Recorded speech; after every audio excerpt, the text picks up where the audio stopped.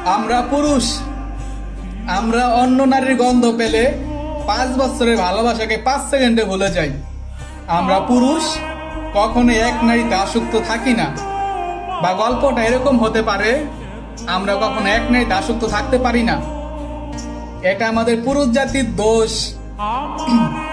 আচ্ছা, তোমরা কি করো বোন?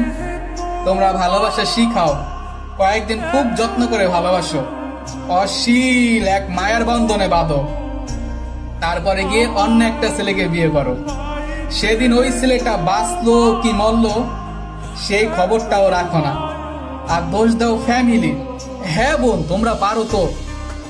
বিয়ের পরে যখন তোমার স্বামী তোমাকে আদর করতে আসে, তখন ওই ছেলেটাকে মনে রাখতে।